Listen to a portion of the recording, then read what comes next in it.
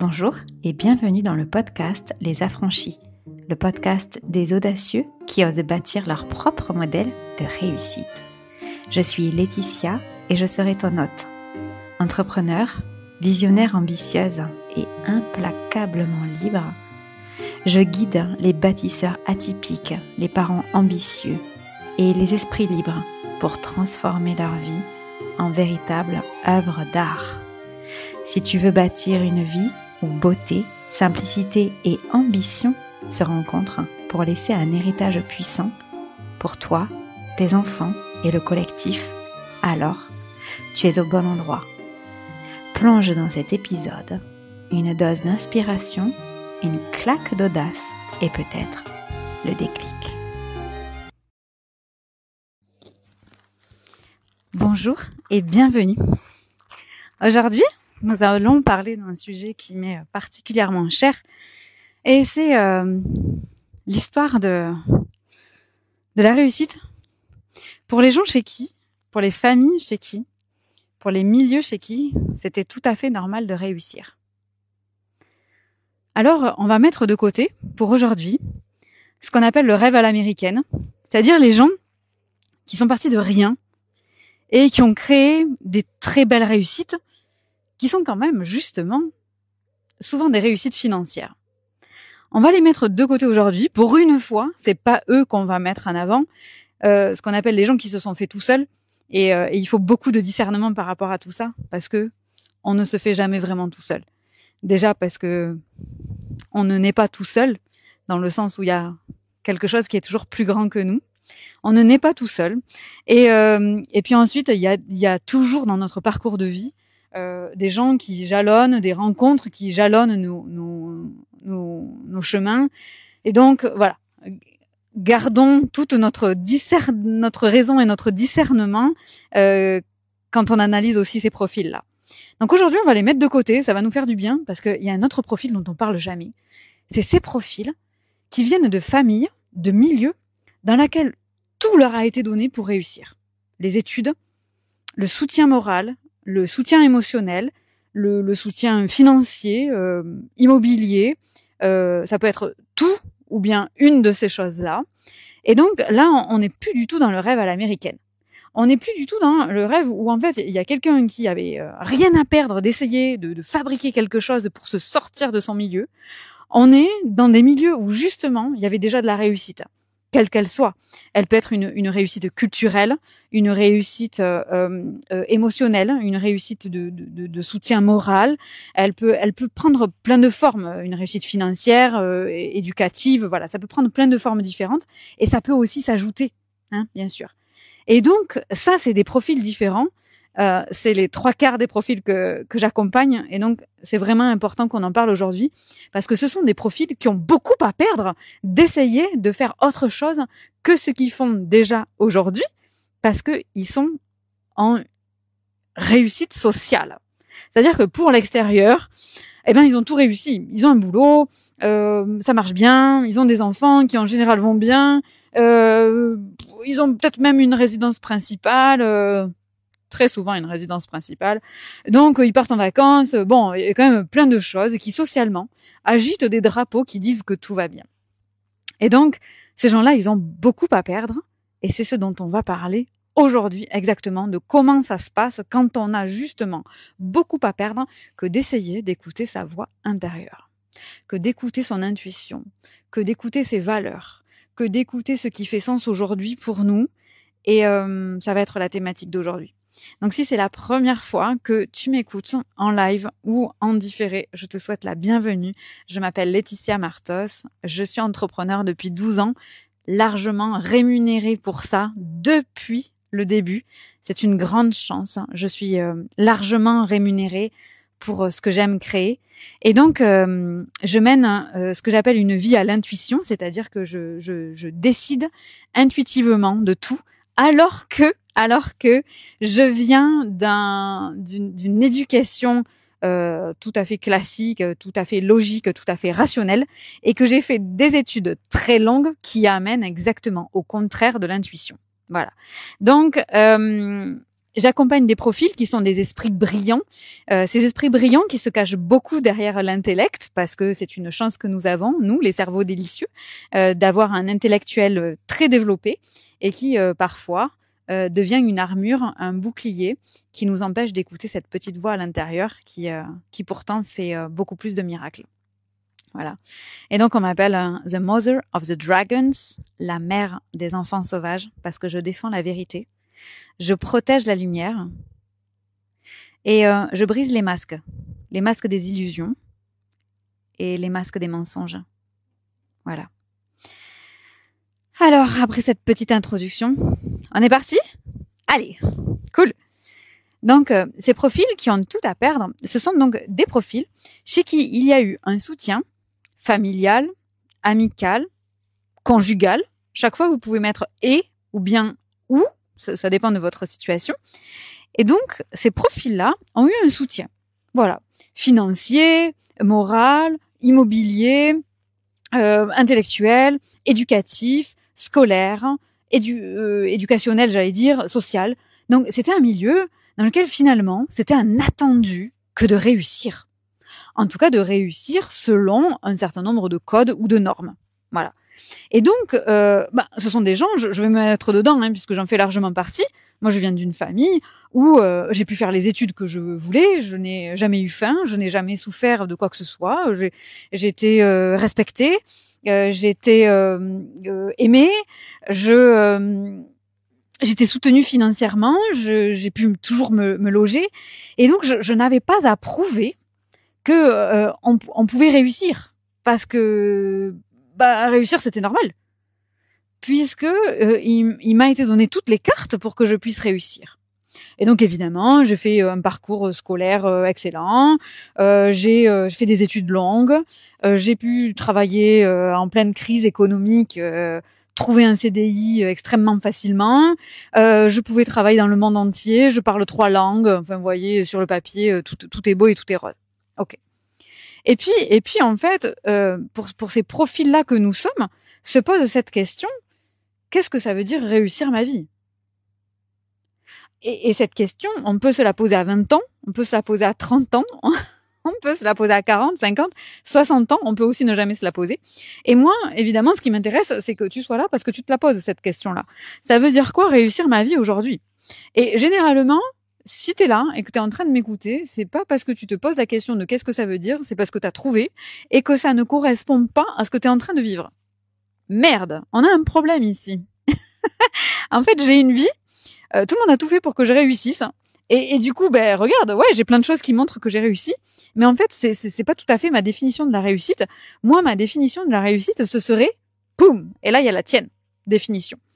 Et là, tu t'aperçois qu'il y a un petit peu une différence, si tu veux, entre ce que tu vis et ce que ta petite voix intérieure, ce qui est à l'intérieur de toi, te dit, te commande, et ça devient de plus en plus fort. C'est-à-dire que ça toque comme ça, là, et ça demande que tu l'écoutes. Ça te dit un petit peu, de plus en plus fort, de plus en plus souvent, d'écouter cette petite voix pour que tu fasses quelque chose. Sauf que c'est hyper flippant. C'est hyper flippant, pourquoi ? Parce que, potentiellement, tu peux perdre, en suivant ton intuition, tout ce que t'as bâti là. Ta baraque, ton super jardin, tes gamins, qui sont peut-être dans des écoles privées, machin, etc. Peut-être leurs activités scolaires, peut-être le montant de ton salaire, peut-être le montant de ton chiffre d'affaires, si t'es entrepreneur, peut-être des salariés fidèles dans tes équipes, peut-être aussi une façon de travailler, peut-être aussi des chimères. Tu t'es dit, ah ouais, moi mon rêve, ce serait trop de vivre à Bali, tu vois, et puis de vivre comme ça et de travailler où je veux quand je veux. Et puis en fait, tu travailles de chez toi à Bali où tu veux quand tu veux, mais en fait ça te fait chier, quoi, tu vois. Tu t'aperçois que finalement c'est plus du tout ce que tu veux, et que t'as couru derrière ça, et tu te dis purée, en fait ça m'emmerde, ça me plaît pas du tout. J'ai changé, j'ai évolué, j'ai grandi, il y a d'autres éléments qui sont rentrés en compte, et ça ne fait plus de sens avec ta définition de la réussite. Et là, on a beaucoup à perdre parce que comme c'est normal qu'on réussisse, comme on nous a tout donné pour qu'on réussisse, on a tout ce qu'on a bâti à perdre, plus avant une espèce de pression familiale, de nous dire, bah avec tout ce qu'on t'a donné, bah ce serait quand même normal que tu réussisses. Et là, on arrive dans une conversation beaucoup plus intéressante. C'est-à-dire que les gens qui sont partis de zéro, vivaient dans leur voiture, il y en a plein qui nous racontent ça, et ça n'en fait pas des moins bonnes réussites du tout, qu'on s'entende. Qui dormaient dans leur voiture, qui ont tout perdu, qui étaient sans famille, qui machin, et qui du coup ont investi leur dernier denier parce qu'ils voulaient réussir. Bah ils avaient rien à perdre. Mais toi tu fais la somme et tu te dis putain, mais s'il faut je fais une connerie, parce que tu ne sais pas à quoi ressemble ce qu'il y a devant toi. Par contre, tu vois exactement ce que tu as à perdre. Et ce que tu as à perdre, c'est extrêmement concret, extrêmement visible. Voilà. Tu le vois tous les jours et du coup, ça te fait douter. Et tu doutes entre quoi et quoi. Je vais me rapprocher. T'as d'un côté, de ce côté-là, t'as tout ce que tu vois tous les jours et que t'as construit parce que soit ça ressemblait à ce que tu croyais être vrai, soit parce que ça ressemblait à ce que les autres croyaient être vrai pour toi. Voilà. Et ça, tu le vois tous les jours. Tu rentres chez toi, tu sors de chez toi, les draps que tu utilises, le papier toilette que tu utilises, la vue que tu as, le son que tu as, les odeurs autour de toi, etc. Voilà.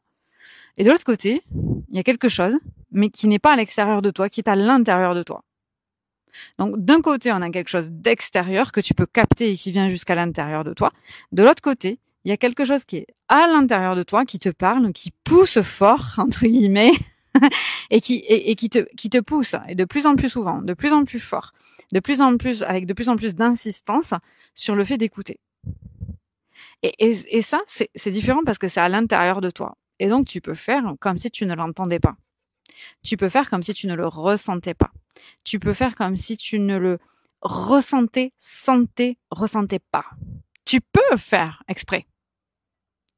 Et donc, ces deux notions-là, extérieur, intérieur, viennent, entre guillemets, se chamailler. Alors, qu'on soit clair, évidemment, entre nous, ces deux choses t'appartiennent. Dans le cas, ce qui est à l'extérieur, c'est ce que tu perçois de l'extérieur. Ce n'est pas vrai. On est bien d'accord. La réalité n'existe pas. Donc, ce que tu vois, ce que tu entends, ce que tu ressens de l'extérieur vers toi, ce n'est pas ce qu'il y a à l'extérieur. C'est ce que tu perçois de l'extérieur. Ce n'est pas vrai. Voilà. C'est ce qui te semble vrai aujourd'hui. Avec tes filtres, etc. d'aujourd'hui. De l'autre côté, il y a autre chose. Il y a ton évidence, ton intuition, ta guidance, ce qu'il y a à l'intérieur de toi. Et ça, qu'est-ce que ça te dit? Ça te dit d'écouter. Mais c'est inconfortable. Ça, c'est extrêmement inconfortable parce que ce qu'il y a à l'intérieur de toi, tu as du mal à le voir à l'extérieur de toi et tu finis par voir tout ce que tu as à perdre au lieu d'imaginer ce que tu as à gagner. Et parfois, tu commences à imaginer ce que tu as à gagner. Et quand tu imagines ce que tu as à gagner, se crée une espèce de balance qui mettrait d'un côté ce que tu as à perdre et de l'autre côté ce que tu as à gagner. Et c'est hyper inconfortable parce qu'en fait, tu aurais plein de choses à gagner, mais tu en as aussi à perdre. Ce qui est vachement plus facile quand tu es self-made man ou woman et que tu n'as rien à perdre, parce qu'il y a rien de l'autre côté de la balance. Du coup, en fait, tout ce que tu vas mettre dans l'autre, forcément, ce sera mieux. Quand tu as été éduqué dans une famille dysfonctionnelle ou qui t'a jamais aidé, qui t'a jamais soutenu, qui a jamais cru en toi, qui t'a jamais soutenu financièrement, qui t'a pas payé d'études, t'as pas pu faire d'études, etc., t'as rien dans ta balance. Alors, par contre, tu vas passer ta vie à prouver que c'était possible que sans rien tu réussisses. Ah ouais, alors je vais te dire, si tu passes ton temps à prouver, ça va pas être plus confortable. C'est un inconfort différent. Bon, alors là tu vas me dire, putain Laetitia, attends, je suis pas venue, je t'écoute pas depuis 10 minutes pour que tu me dises, tu choisis quel inconfort est le mieux pour toi. Puis surtout que moi j'ai pas choisi, je suis venue dans une famille soutenante, en tout cas au moins au niveau financier, au moins au niveau scolaire, et du coup putain, t'es pas en train de me dire que maintenant il va falloir que je choisisse mon inconfort. Non, parce que tu me connais, et si c'est la première fois que tu m'écoutes, tu me connais pas, mais je vais te dire, moi, ce qui est important pour moi, c'est que ce soit le plus fluide possible. Et donc, non, je vais pas te dire, sors de ta zone de confort, c'est normal que ce soit inconfortable quelque temps, etc. Ce que je veux t'apporter, c'est une perspective nouvelle sur le fait que, Au contraire du rêve à l'américaine, en partant de zéro, ces profils-là, comme nous, où on a été très soutenus par notre famille, notre mari, notre femme, nos enfants, nos conjoints, nos amis, nos clients, nos collègues, etc., on a beaucoup à perdre. Voilà. Et donc, j'ai envie de te poser cette unique question, parce que finalement, tout ça se relie à cette question que je vais te poser maintenant. Prends ton papier, prends ton cahier, prends ton stylo, tu vas noter un truc. C'est qu'à la fin de la vie, quand tu auras 80 ans, toi, je te parle à toi, quand tu auras 80 ans, quelle est l'histoire que tu vas raconter de toi? Qu'est-ce que tu veux raconter à tes petits-enfants ou aux enfants des autres qui te rendraient fier de ton parcours? Est-ce que c'est ce que tu as construit jusque-là? Ou est-ce que c'est ce que tu ressens à l'intérieur de toi que tu n'arrives pas à t'expliquer, à exprimer, à expliquer, qui te fait hyper flipper et qui te dit putain, ça vaudrait peut-être le coup d'essayer. Parce que tu sais quoi, au pire, ça marche pas. Et en fait, au pire, si ça marche pas, qu'est-ce que ça fait? Ça veut dire que tu vas revenir juste là où t'en es maintenant. Ce que je veux te dire, c'est que le point où t'en es maintenant, tu sens bien qu'il y a quelque chose d'autre qui t'appelle. Tu le sais à l'intérieur. T'oses pas le dire.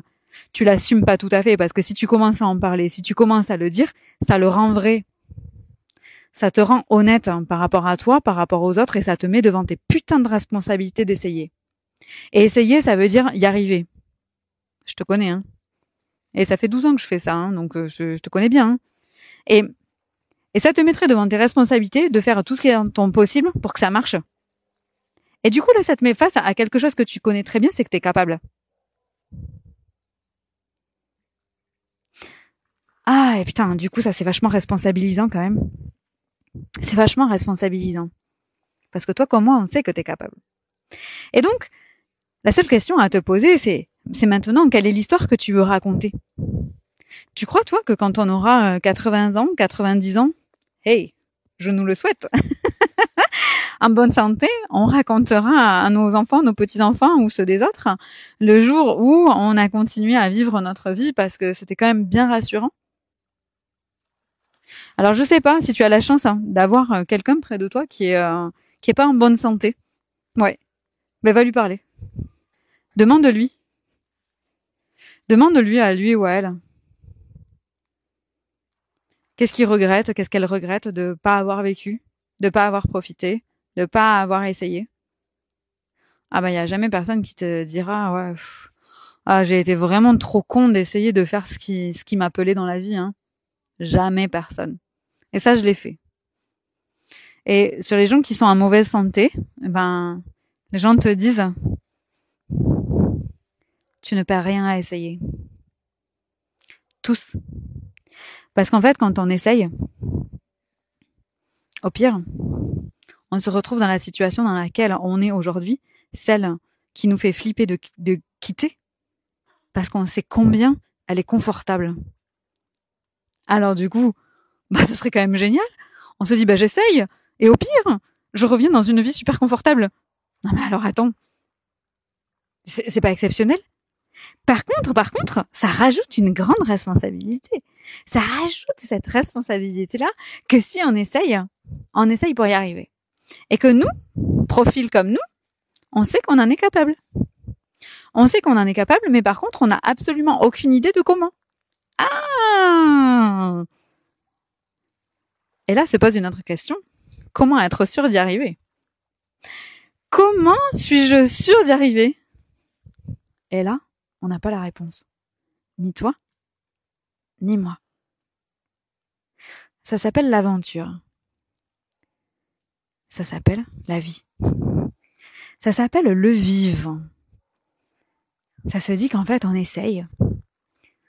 On essaye même si on n'est pas sûr. Même si on n'est pas sûr, on y va. Parce que tu sais, la vie, ça nécessite tout le temps. Tout le temps de prendre des décisions sans connaître tous les paramètres. Et en fait, décider de faire ce qui pousse à l'intérieur de toi, c'est simplement écouter une part de Dieu, une part de divin qui se passe autour de toi et pour laquelle, en fait, tu es exactement fabriqué. Tu es exactement conçu pour ça. Alors, le réveil d'aujourd'hui, la Mother of the Dragons, te dit que il n'y a personne d'autre qui va essayer, il n'y a personne d'autre qui va le faire à ta place. Quand je te dis personne, c'est personne. Ok? Et tu auras même des gens qui vont te faire douter. La seule personne qui ne doit pas douter, c'est toi. Et parfois, ça, c'est difficile. C'est pour ça que là, on s'entoure. On s'entoure d'amis, on s'entoure de gens en qui on a confiance. On s'entoure aussi de professionnels si on en a envie. Mais ce que je veux te dire, c'est qu'il n'y a personne qui fera ce chemin à ta place. Et si tu as besoin d'une preuve, qu'il y a des gens qui ne savent pas comment ça va se passer, qui n'ont aucune idée de comment ça va se passer, et qui pourtant essayent chaque jour. Comme un artiste qui tous les jours prendrait sa toile et tous les jours essaierait, tous les jours. Si tu as besoin d'une preuve, je suis là. Je suis ta preuve. Maintenant que tu l'as, je te regarde. C'est à toi de jouer.